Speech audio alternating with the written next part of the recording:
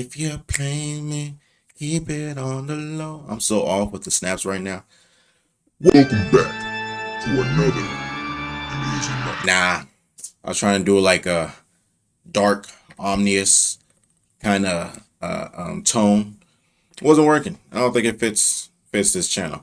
But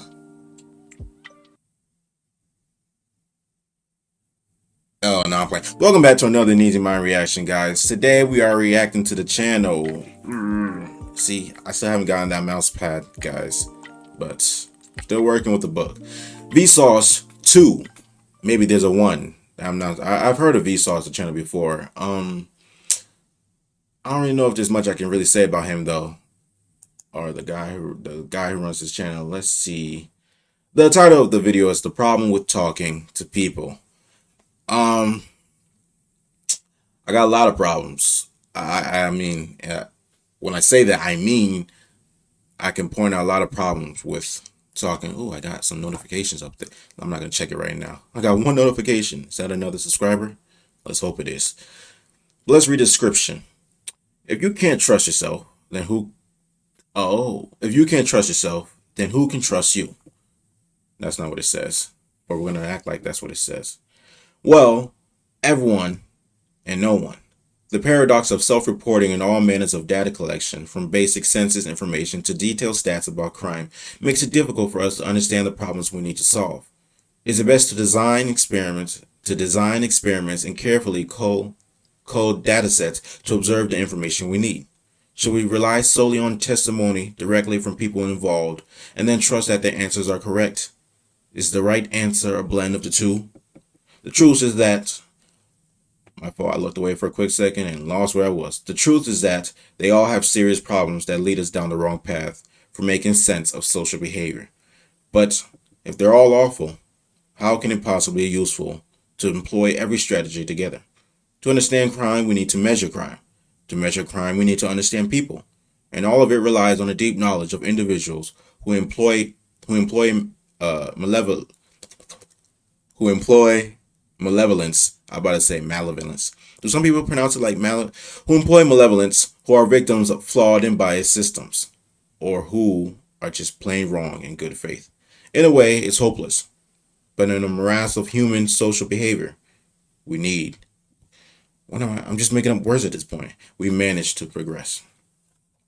Yeah, no, that's a good point. A lot of times I get to thinking about certain things and then I realize how pointless it is for me to be thinking about what I'm thinking about.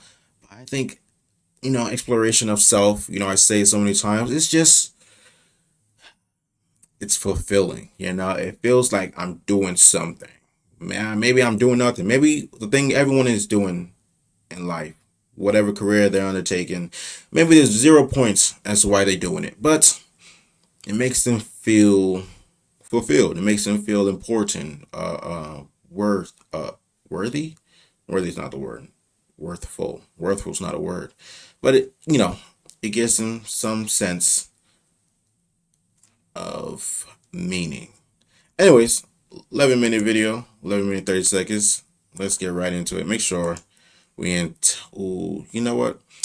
I was watching some anime the other day, Seven Seeds. You guys should look into that. I'm not gonna lie, anime do be on some weird stuff. Like things I'm starting to notice. It's really into pedophilia and what's the other thing? Or should I not say that on YouTube? Can I get demonetized? Although I'm not being monetized right now, but just for later times. Anyways, yeah, no, anime was on some stuff, but part of it, I think it's honest. I don't know if they showcase that in anime to demonstrate,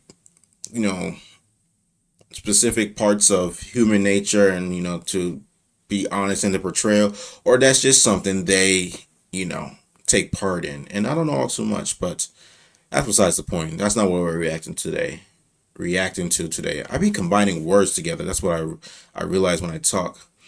Maybe that's where Ebonics come from. Anyways, 1080p.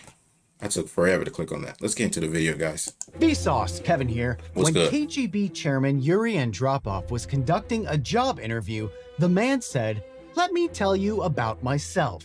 Andropov stopped him and asked, "What makes you think that you know more about you than we do?" That's really creepy, and also probably true. Data collected via self-reporting compared to outside observation tends not to be the same. You'd think that the most reliable way to get crime data is to just ask the people involved, both the victims and the criminals. Going straight to the source makes the most.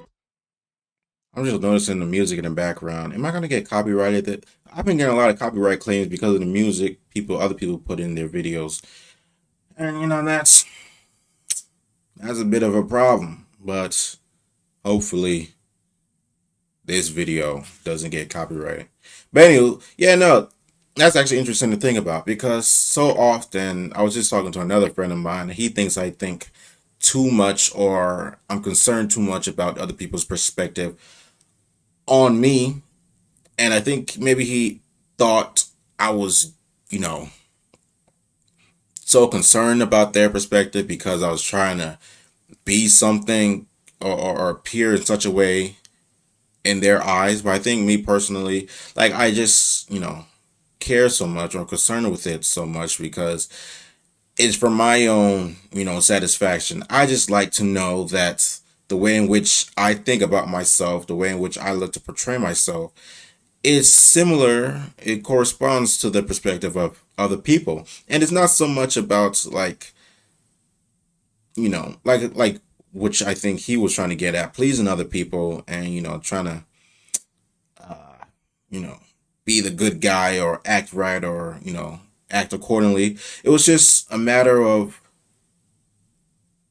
I think when I realized that my perspective of myself correlates with the perspective in which other people have of me, it gives me this sense of or this belief in myself that I'm self-aware, I'm able to properly or not even properly, but how do I say? Maybe properly, but just, being able to evaluate myself in such a way that makes sense across the board, across different perspectives. And that's my whole interest in this whole thing. So it's interesting though, and it's also scary the fact that I think what they say, CIA or somebody, the way they responded, what makes you think you know more about yourself than we do?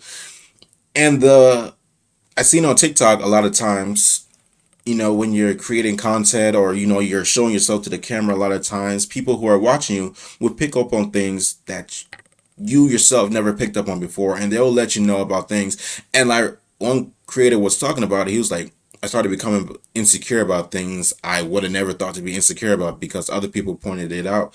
And it's, I guess, there's pros and cons to getting to know more about yourself. You get to realize how much of you fits in, how much of you doesn't fit in, I guess.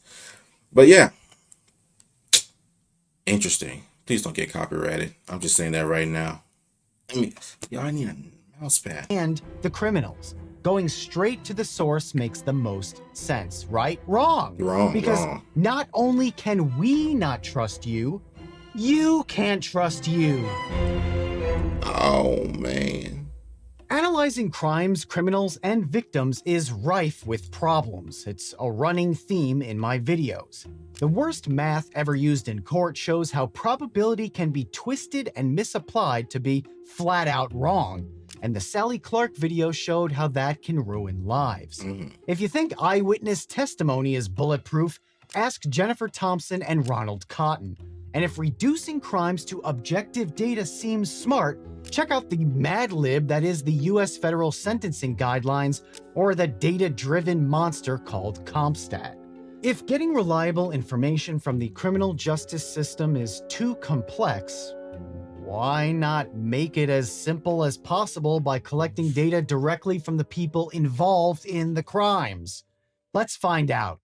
Even in the 1940s and 1950s, researchers knew systems were biased and highly variable, so they wanted to bypass the bias by gathering data from primary sources. That way, there's nothing getting in the way of the truth. Except us. Some of the problems with self-reporting are obvious. You need to ask people the right questions. Right. Bad questions, bad responses. And you need to ask the right people, too. Great questions to the wrong people just aren't useful at all. I don't know what it's like to go into space. Ask an astronaut. They would know, especially the ones that have been into space. But even a really straightforward and objective question like measuring the average height and weight of the population can be a total mess. We're just dealing with numbers, right? This should be simple. Let's ruin this in 3 ways. 1. Doctors and nurses measuring during hospital appointments. This is professional data collection, the opposite of self-reporting. 2. Tracking the average sizes of clothes purchased over time. This one's part professional and part self-reporting. 3. Just asking people. So I'm 6'5", 280. Hospital measurements are going to be accurate, but the sample is not likely to be representative of the broader population. By default, acutely sick and chronically ill people are overrepresented. The result is a great measurement of an atypical population. So, bad data. Trends and styles affect the size of clothing people buy. Are the $186.9 million worth of Jinko jeans sold in 1998 an accurate measure of weight that year? Well, puffy pants still have the same waist and inseam, right? Maybe? Take a look at this chart detailing how size 8 is actually 10 completely different measurements depending on the retailer. Oh, wow. Vanity sizing ruins the data. And do larger people buy more or fewer clothes than smaller people to skew the data set? And which stores should we even track? Brooks Brothers, Tommy Bahama, Ross Dress for Less? Who knows? Bad data. Okay, so let's just ask people. A 2009 study showed that men overreport their height by about half an inch, and women underreport their weight by an average of 3 pounds. It doesn't mean anyone is lying. They probably really believe they're giving accurate information. The problem is that it's wrong. So, again, bad data. Is this all hopeless?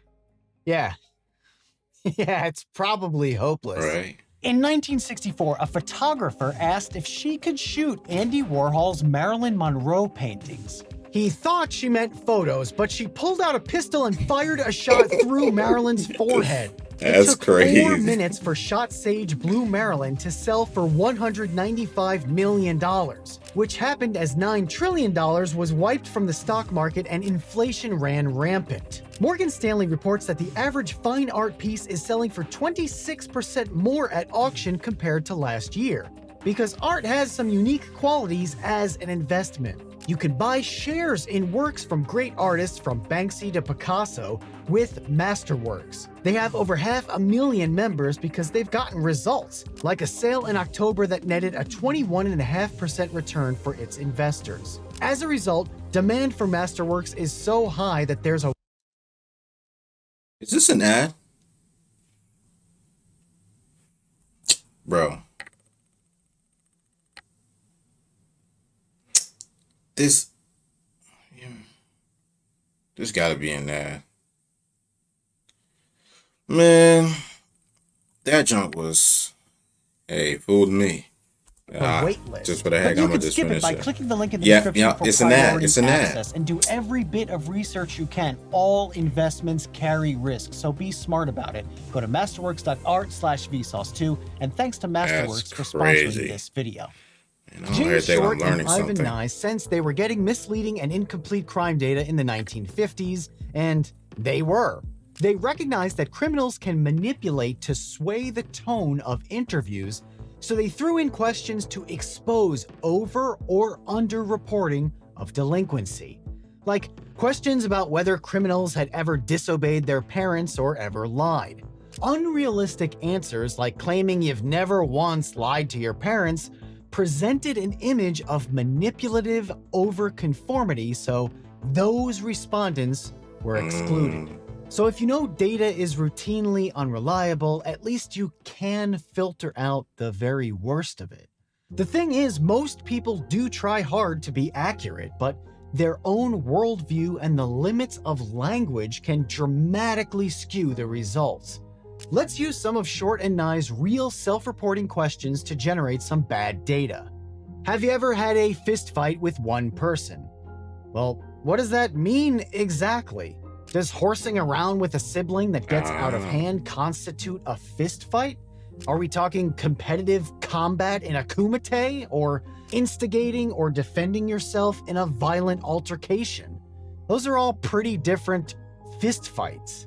Have you ever drank wine, beer, or liquor in your own home? Does that mean stealing your dad's bottle of Pappy Van Winkle and guzzling it in your bedroom? Or your mom giving you one single sip of giggle juice on New Year's Eve? I don't know. Giggle juice is crazy. Have you ever driven too fast or recklessly? To me, 15 miles over the speed limit is too fast. To my grandma, 2 miles over the speed limit is a death race. Individual judgment matters, and we can't guarantee that over and under interpretations will cancel each other out to give us an accurate picture.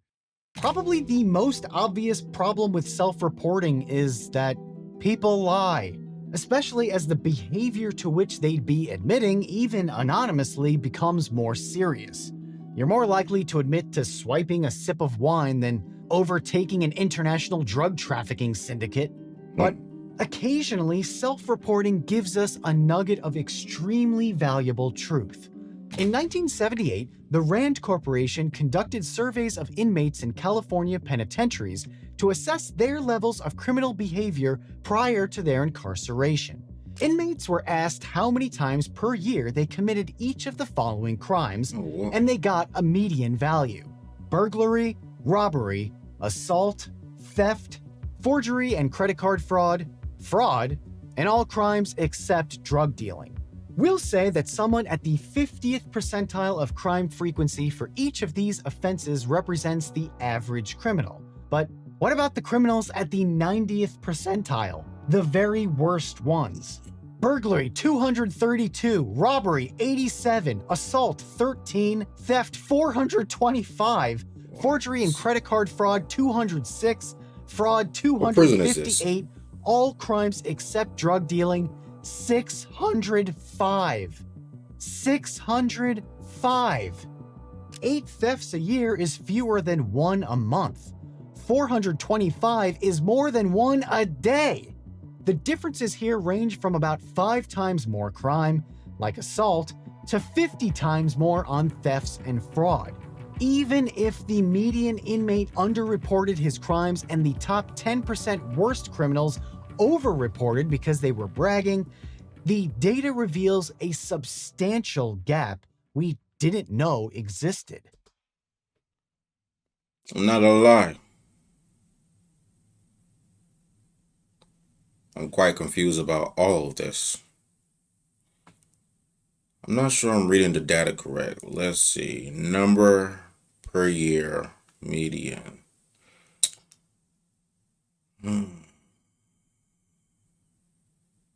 Okay, the worst ones. Are these numbers? It's a 232, 87, 13, 425, 206. Is that the number of individuals that's reside within that percentile? Number per year and median. Let me go back. I'm really trying to understand this. Percentile, the very worst ones. Burglary 232, robbery 87, assault 13, theft 425, forgery and credit card fraud 206, fraud 258, all crimes except drug dealing 605. 605. 8 thefts a year is fewer than 1 a month. 8 deaths a year is fewer than one a month. What does that even mean? Like 8 deaths a year happens? No. 8 deaths a year is fewer than one. I mean, oh, I'm tripping. Yeah, it's different units. Duh, of course 8 deaths a year is fewer than once. Yeah, no, I'm tripping. Okay. 425 is more than one a day. 425 what? Oh, 425 in a year. Okay, it's more than. The Okay. differences here range from about 5 times more crime, like assault, to 50 times more on thefts and fraud. Even if the median inmate underreported his crimes and the top 10% worst criminals overreported because they were bragging, the data reveals a substantial gap we didn't know existed. We wouldn't need the exact numbers to understand that the criminal class is highly varied and that most criminals haven't dedicated their entire life to crime, but a portion absolutely, quantifiably have. Dang. The good news is that informs our approach to both punishment and rehabilitation. The bad news is it doesn't tell us the truth. At all. We don't know exactly what the inmates considered to be crimes, whether they were honest or whether they even remembered correctly. And it doesn't answer the question about how we can make sure criminals don't reoffend or whether there are people we truly will never be able to help. But it does tell us something, and it's up to us to use that information in conjunction with everything else that we've measured and collected. Sometimes that is helpful. Sometimes we have to admit it's not. The strange thing is, we know we can't trust what people say. But if we never ask, we'll never know. And as always, thanks for watching. Thank you for watching. Yeah, no. I was not, well, from the description I kind of got an idea, but before description I did not think that's where the video was going to go. But I've been thinking about that a lot of times, whether reform actually works when applied to individuals who may struggle to align with social norms or social rules, just to make the world, habitable, peaceful for the majority. And, because even my brother, he struggled with that. There might be reasons as to why he struggled, due to, substances or, maybe it's the wrong crowd or maybe it's something mental, but, it's just that idea, having somebody like that in my family, I sit there and think, and I'm questioning whether or not, the day, if that day even is a possibility for when, they're not affected, or how do I say? I want to say affected, not to say affected by crime, but to say they're not involved with such a lifestyle, or take part in such a world, or where they no longer feel the urge or the need, or maybe it's a desire to take part in that, and it's to each their own. Everyone does their own thing. Everyone has their reasons. Some reasons are reasonable, other reasons to other people are just stupid. But I always say to each their own, because people can look at me and look at the reasons as to why I'm doing the things I'm doing and completely disagree with it. So I try not to bash other people for their life decisions, life choices. I never know what's going on in another person's life. But I know for me, I never want to see another person, especially someone who's my brother, who I'm related to have to go through such turmoil and, such what I deem to be dark times, because I don't think such a lifestyle is genuinely wanted by anybody. Some people are born into it. Like I said, different reasons as to why they might take part in such a life. But hey, man, that's been the video. Oh, great news I got today. An Easy Mind. I know if you probably watch on a laptop, or I'm not sure which other devices it shows, but my it's not a header, but I'm just gonna call it a header. But it says An Easy Mind LLC, but that was before I was actually, solidified and was given, what's the word? Anyway, certified. Before I was in the process of establishing An Easy Mind as an LLC, and I finally got the confirmation today that it is now officially an LLC. So please do be on the lookout. That's what I gotta do. By next month, I'm looking to put up the website and put on their mocks of all the